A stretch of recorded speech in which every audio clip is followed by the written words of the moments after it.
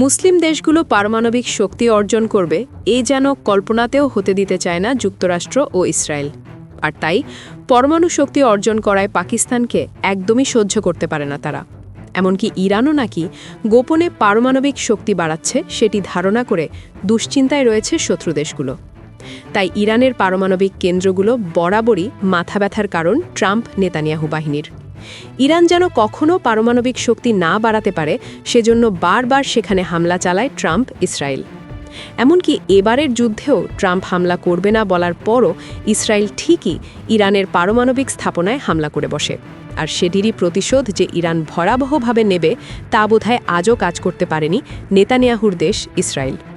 ইরানের নাতাঞ্জ পারমাণবিক স্থাপনায় হামলার কড়া জবাবে এবার ইসরায়েলের দিমুনা পারমাণবিক রিসার্চ সেন্টারে ক্ষেপণাস্ত্র ছুড়েছে ইরানের বিপ্লবী গার্ড বাহিনী।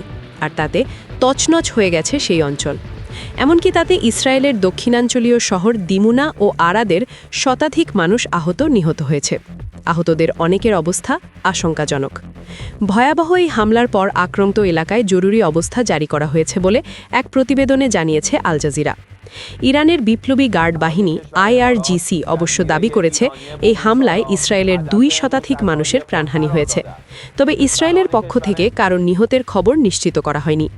যদিও ইসরায়েল সামরিক বাহিনী IDF-এর এক মুখপাত্র জানান, হামলার সময় দেশটির আকাশ প্রতিরক্ষা ব্যবস্থা সক্রিয় থাকলেও দিমুনা ও আরাদে এলাকায় তা ঠিকঠাকভাবে কাজ করেনি।